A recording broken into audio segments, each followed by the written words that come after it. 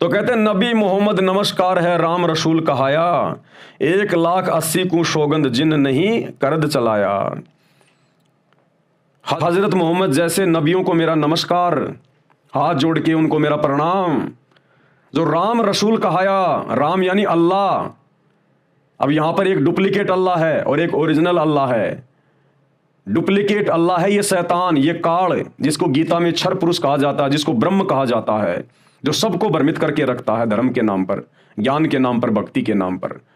तो हजरत मोहम्मद कौन से राम के रसूल कहलाए?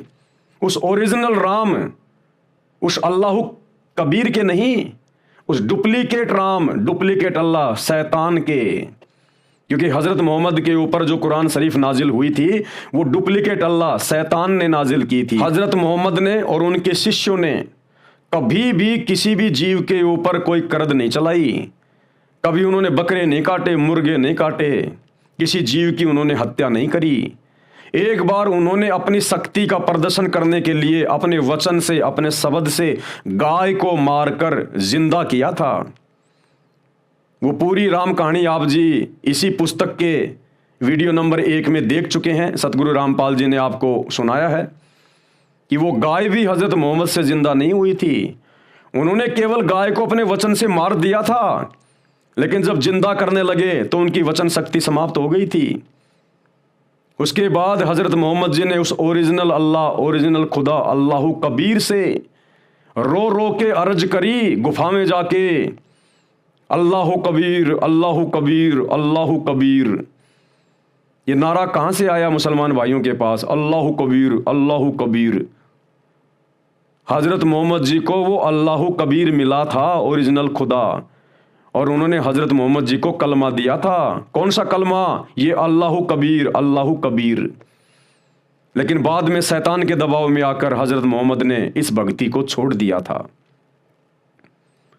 तो उस अल्लाह कबीर ने सूक्ष्म रूप में आकर फिर उस गाय को जिंदा किया और महिमा बन गई हजरत मोहम्मद की, क्योंकि वो अल्लाह कबीर सूक्ष्म रूप में उन्होंने गाय को जिंदा किया और महिमा बन गई हजरत मोहम्मद की। गाय को जिंदा करता हुआ दिखाई दे रहा था हजरत मोहम्मद। तो कहते हैं उन्होंने कभी भी किसी जीव के ऊपर कोई करद नहीं चलाया।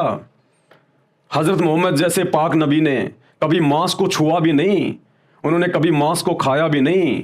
अपनी शिक्षाओं में उन्होंने कभी भी किसी को मांस खाने का आदेश नहीं दिया। फिर ये वर्तमान के मुसलमान किस आधार से मांस खा रहे हैं?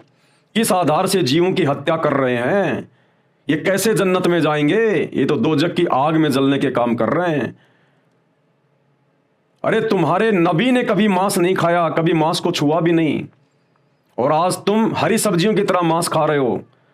तुम इंसान हो या राक्षस हो?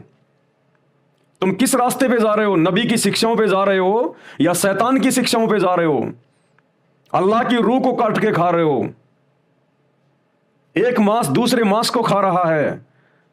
यह तो कुत्ते और भेड़ियों का भोजन है, कुत्ते और भेड़ियों का भोजन। इंसान के लिए तो उस अल्लाह ने हरी हरी सब्जियां दी हैं, दुनिया भर के अनाज दिए हैं, फल फ्रूट दिए हैं, मेवे काजू किशमिश दिए हैं। उसके बाद भी हम इस पेशाबी गंद को खा रहे हैं, अपना शरीर खराब कर रहे, अपना आत्मा खराब कर रहे, और उस अल्लाह के हम दोषी बन रहे हैं। ये शरीर छोड़ने के बाद उस अल्लाह से हमारी मुलाकात होगी, क्या मुंह लेके जाओगे? क्या जवाब दोगे? जितनी हत्याएं कर रहे हो इनका प्रतिफल भोगना पड़ेगा नरक में, दोजख में। जन्नत की तो बात ही छोड़ दो। ऐसे कुकर्मी प्राणियों को जो जीव हत्या करते हैं, चाहे किसी भी धर्म का हो, उसको जन्नत यानी स्वर्ग के तो दरवाजे पर भी नहीं जाने दिया जाता, सीधा नरक में ठोका जाता, दोजख में। तो हजरत मोहम्मद जी ने कभी भी किसी जीव का ना मांस खाया, ना कभी किसी जीव की हत्या की।